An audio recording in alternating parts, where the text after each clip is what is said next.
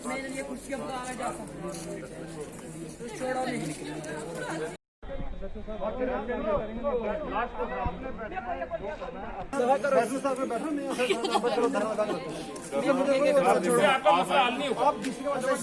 अल्लाह ने दसिया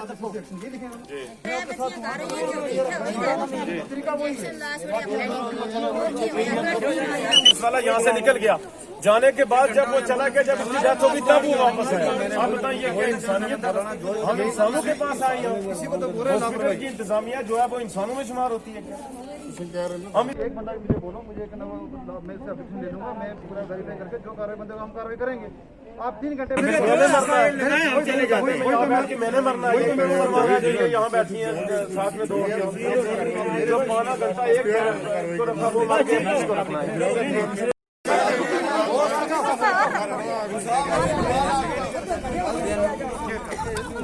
मेरा नाम मोहम्मद सरफराज अहमद कादरी है सर। सरफराज जी बताएं क्या? सर ये हमारी मामी थी, हम इसको सुबह लेकर यहाँ चेकअप करवाने के लिए लाए और लाने के बाद जब यहाँ हमने दिखाया, लेडी का क्या नाम है, शहनाज मैम, उसको दिखाया। दिखाने के बाद उन्होंने कहा हॉस्पिटल में इसको भर्ती करो।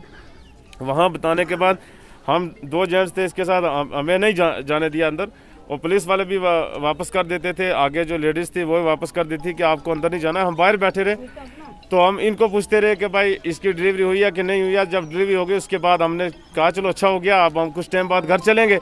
जाने के बाद 1 घंटे तक हम बैठे रहे। उसके बाद जो है लेडियों ने जो है हल्ला डाल दिया। वो कहने लगी कि आप इसको जम्मू लेके जाओ, आप राजौरी लेके जाओ, अब इसके साथ ये हो गया, इसको ब्लीडिंग ज़्यादा हो गई है। हम ये कहना चाहते हैं। उसके बाद उठा के वहाँ से यहाँ लाए, पौना घंटा यहाँ रखी रही और उसको ब्लड चलता रहा।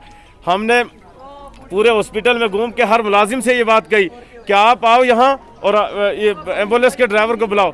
एम्बुलेंस इन्होंने आप दिखाने के लिए यहाँ लाई है, कोई इनका यहाँ इंतज़ाम नहीं है। इंसानों को बकरों और भेड़ की तरह ज़िबा किया जा रहा है यहाँ।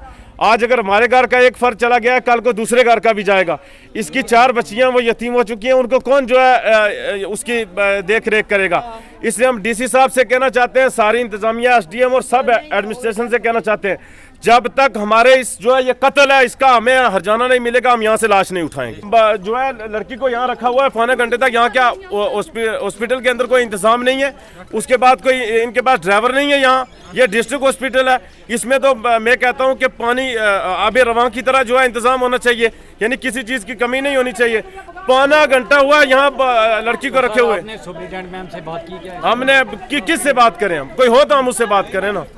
नहीं, हम यहाँ किसी से बात करने के लिए नहीं आते, बल्कि अपना इलाज करवाने के लिए आते हैं। अगर वो भी मुकम्मल तरीके से नहीं होगा तो फिर हम क्या करेंगे? हमारे पास कोई भी नहीं आया, सिर्फ एक लेडी जो थी, शायद क्या होता है उनका मैं नहीं जानता, वो उसके पास खड़ी रही, कभी ग्लूकोज लगा रही है, कभी कुछ कर रही है, कभी उसको पट्टी बांध रही है।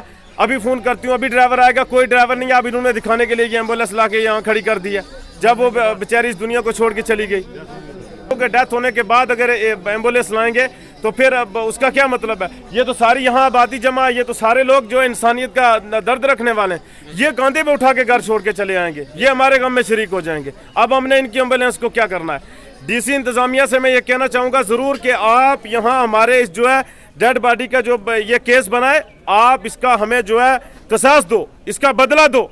यहाँ की इंतजामिया, हॉस्पिटल की इंतजामिया से पूछो कि ये इतनी लापरवाही क्यों की जा रही है कि एक आदमी मर गया, पौना घंटे से रखा हुआ, आपके पास गाड़ी का ड्राइवर भी नहीं है, क्या इंतजामिया है? एक जो लेडी आज मॉर्निंग में लाई थी, जो मस्तान दरा से थी, उसका नाम शहनाज था। तो यहाँ पे जब उसको यहाँ पे एडमिट किया है और उस वक़्त इसकी कोई डिलीवरी हुई है, 1:00 पर इसकी डिलीवरी हुई है। और इसकी बेसिकली ये इसके आगे 3 बेटियाँ थी, इसकी चौथी भी बेटी हुई है। और कई बार ऐसा होता है कि उसके शॉक की वजह से प्रॉब्लम हो जाती है और उसको लेडी को PPH हो गया, मौके पे उसको PPH हो गया।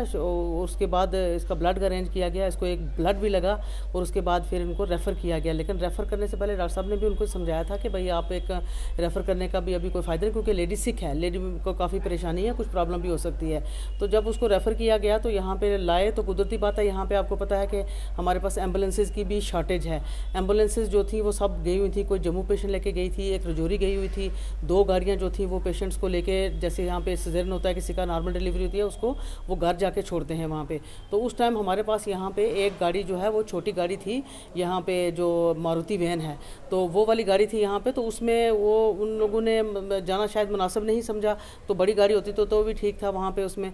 और इसी असना में ऐसा ही हो गया कि गाड़ी यहाँ पे गाड़ियों की थी वाकई शार्टेज, जिसमें कोई मसला नहीं है, लेकिन वो छोटी जी गाड़ियाँ थी पर ड्राइवर नहीं थे। हाँ नहीं गाड़ी एक्चुअली जो है वो एक तो जैसे मॉर्निंग वेट और नाइट होती है ड्राइवर्स की, तो उस ड्राइवर को हमने फ़ोन मिलाया, वो ड्राइवर जो है वो भी जल्दी पहुंच गया, लेकिन उसी असना में पेशेंट का जो है प्रॉब्लम विदिन 20 मिनट्स जो है वो पेशेंट का प्रॉब्लम हो गई यहाँ पे।